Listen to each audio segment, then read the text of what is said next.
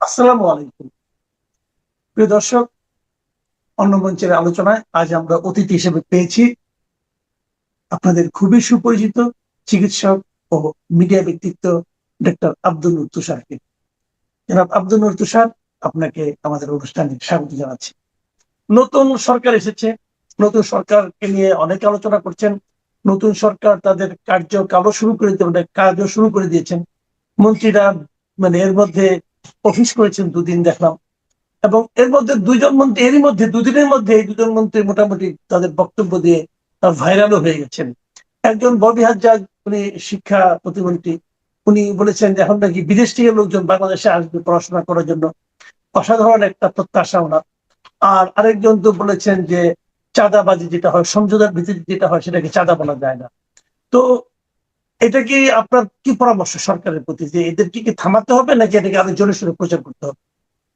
আমি নতুন সরকারকে বলবো, প্রথমেই যেটি করতে হবে, মন্ত্রীরা যাতে আহ আবোল তাবোল বক্তৃতা বা বক্তব্য না দেন, এই জন্য সকল মন্ত্রী এবং যারা এই দলকে রিপ্রেজেন্ট করবেন মিডিয়াতে, এদেরকে আমি মনে করি একটি প্রশিক্ষণের মধ্যে দিয়ে নিয়ে যাওয়া উচিত। কোন কোন বিষয়ে তারেক রহমানের নির্দিষ্ট প্রতিশ্রুতি আছে এবং তিনি কোন কোন বিষয়ে সবাইকে সতর্ক করেছেন, এই বিষয়গুলি তাদেরকে মনে করিয়ে দিতে হবে। তাদের মুখ ফসকে বের হয়ে যাওয়া যে কোনো কথা কিন্তু দলের জন্য এবং সরকারের জন্য ক্ষতিকর হবে।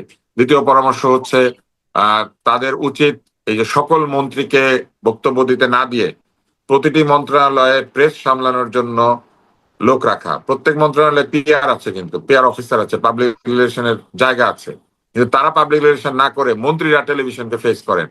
মন্ত্রীরা জাতীয় গুরুত্বপূর্ণ বিষয় ছাড়া এবং মন্ত্রীরা তাদের মন্ত্রণালয়ের কর্মসূচি ছাড়া অন্য কোনো ব্যাপারে এই যে এসে টিভির সামনে বসে পড়েন, এটাকে কমিয়ে আনতে হবে। কারণ সেখানে সাংবাদিকরা নানা ধরনের প্রশ্ন করবেন, মন্ত্রীর এলাকা নিয়ে প্রশ্ন করবেন, মন্ত্রীর কার্যক্রম নিয়ে প্রশ্ন করবেন, বিভিন্ন কিছু নিয়ে প্রশ্ন করবেন। সব প্রশ্নের উত্তর মন্ত্রীর কাছে রেডি থাকে না। অতএব এইসব প্রশ্নের উত্তর তারা সব দিয়ে দিতে চান। তারা মনে করেন যে এটা আমি এখন উত্তর দিতে পারছি না অথবা আমি উত্তর দিব না, এই কথা বলাটা ঠিক না। আমি মনে করি যে এই কথাটা বলাও মন্ত্রীদেরকে শিখতে হবে। তারা যদি রেডি না থাকেন, তারা যেন উত্তর না দেন, কারণ উত্তর দিয়ে ঘাপলা বাঁধানোর চাইতে জেনে এসে উত্তর দেওয়া ভালো। আরেকটি বিষয় আমি একটু পরামর্শই দিতে চাই, সেটা হচ্ছে ভালো ভালো ছেলে মেয়েরা আছেন যারা মিডিয়াকে হ্যান্ডেল করতে পারেন, জার্নালিজমে পড়াশোনা করা মানুষ আছেন, বহুদিন মিডিয়াতে কাজ করা লোকজন আছেন। প্রতিটি মন্ত্রণালয়ে মিডিয়া হ্যান্ডেল করার জন্য এরকম ব্যক্তিকে চাকরির ভিত্তিতে নিয়োগ দিতে পারলে, অথবা দলও যদি তাদেরকে একটা নিয়োগ দিয়ে দেয়, মন্ত্রী তো কোটাও আছে, মন্ত্রী চাইলে নিজের কোটায় মানুষ নিয়োগ দিতে পারেন টেম্পোরারিলি, চুক্তি ভিত্তিক। আমি মনে করি এই নিয়োগগুলি দেওয়া উচিত। দিলে পরে যেটা হবে, এই মিডিয়া হ্যান্ডেল করলে যদি কোনো অসুবিধা হয়, সেই লোকটা তার চাকরি হারাবে। আর এই মিডিয়া হ্যান্ডেল সে করবে এবং এটার জন্য সে চাকরিতে থাকবে। এটা হোয়াইট হাউসে আছে, এইটা সিনেটররা এরকম লোক রাখেন, কংগ্রেসম্যানরা এরকম লোক রাখেন, বিদেশি এমপিরাও তাদের অফিসে এরকম লোক রাখেন। তারা টিভি ক্যামেরা খুললেই সামনে গিয়ে বসে পড়েন না। মন্ত্রীদের মনে রাখতে হবে যে তারা টিভি স্টার না, তারা টেলিভিশনে এন্টারটেইনার না, তারা টেলিভিশনের মানে জার্নালিস্টও না। অতএব তাদের যে টিভি ক্যামেরা দেখলেই তাদের যে চলে যাওয়া এবং টেলিভিশন চ্যানেলের জন্মদিনের দিন ফুল হাতে গিয়ে টিভি চ্যানেলে উপস্থিত হওয়া, এই দুইটাই কমিয়ে দিতে হবে। তারা যাবেন দাওয়াত পেলে এবং তারা কথা বলবেন, তারা টক শোতে যাবেন, তারা তাদের কোনো বক্তব্য ডিসেমিনেট করতে হইলে তারা সাংবাদিকদের সঙ্গে কথা বলবেন। কিন্তু প্রত্যেক দিন এসে সাংবাদিকদের সামনে প্রশ্নের উত্তর দেওয়ার যে একটা রীতি, যেটা আওয়ামী লীগ করতো, এবং এই যে একটা প্রেস পাওয়ার, একটা প্রচারণা পাওয়ার যে তীব্র আকাঙ্ক্ষা, এইটা একদম বাদ দিতে হবে। মন্ত্রীদেরকে যেন প্রেস প্রতিদিন না পায়, দরকার বোধে পাবে, দরকার বোধে পাবে না। মন্ত্রী ঠিক করবে যে সে প্রেসের সামনে যাবে কি যাবে না। যে আমি একটা শেষ প্রশ্ন করতে যাচ্ছি, এটা একদম আমাদেরই পার্সোনাল আর ববি প্রশ্নের হাজাজকে মধ্যে নিয়ে আমি দিয়ে। একটু বলে দিই আপনাকে, ববি হাজাজের জি। আশাটা আমিও করি। কারণ বাংলাদেশের আশেপাশে মিয়ানমার আছে, নেপাল আছে, ভুটান আছে। নেপাল থেকে কিন্তু প্রচুর ছেলে মেয়ে ডাক্তারি পড়তে, ডেন্টিস্ট্রি পড়ে, কৃষি বিশ্ববিদ্যালয়ে আসে, এমনকি ইউনিভার্সিটি তো আসে। তো নেপাল আছে, ভুটান আছে, আফগানিস্তান আছে, এমনকি পাকিস্তানও আছে, এমনকি ভারতও অনেক ছাত্রছাত্রী আছেন যারা ভারতের পড়াশোনা করার সুযোগ পান না অথবা ভালো ইউনিভার্সিটিতে পড়তে সুযোগ পান না। এরা কিন্তু বাংলাদেশে এসে পয়সা দিয়ে পড়তে পারেন। এবং আমরা একই সঙ্গে মিডল ইস্ট থেকে মানুষ আনার সম্ভাবনা আছে, আফ্রিকা থেকে ছাত্রছাত্রী বাংলাদেশে আনার মতো সম্ভাবনা আছে। অতএব আমরা যদি প্রপার ইনস্টিটিউশন তৈরি করতে পারি, শিক্ষা প্রতিষ্ঠান তৈরি করতে পারি, আমি মনে করি যে বাংলাদেশের শিক্ষা বেচার সুযোগ আছে। এক সময় কৃষি বিশ্ববিদ্যালয় এবং মেডিকেল কলেজগুলি বিদেশিদেরকে পড়াতো।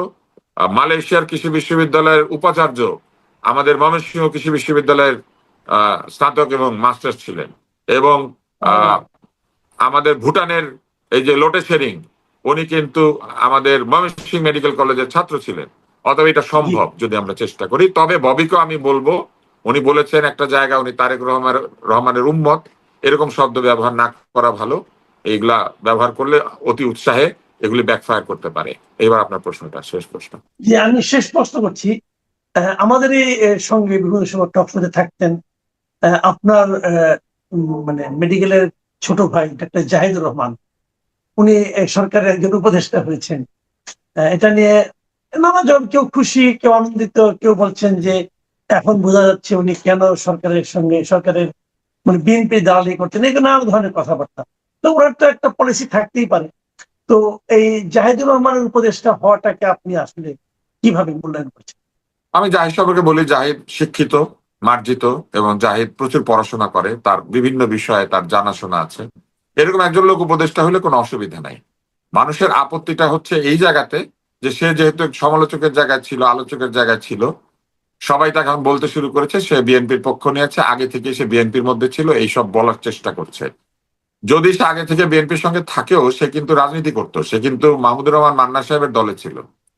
তো সেইখান থেকে সে যদি একটা লক্ষ্য স্থির করে থাকে যে সে ভবিষ্যতে দল বদলাবে অথবা বিএনপিকে সাহায্য করবে, যেটা মাহমুদুর রহমান মান্না সাহেবও করতে চেয়েছিলেন, সেটাতে আমিও কোনো ভুল দেখি না। তৃতীয়ত, আরেকটা জায়গায় মানুষ বলতে পারে যে উনি তো বাইরে অনেক সম্মান পাচ্ছিলেন, উনি কেন দলীয় হয়ে যাবেন?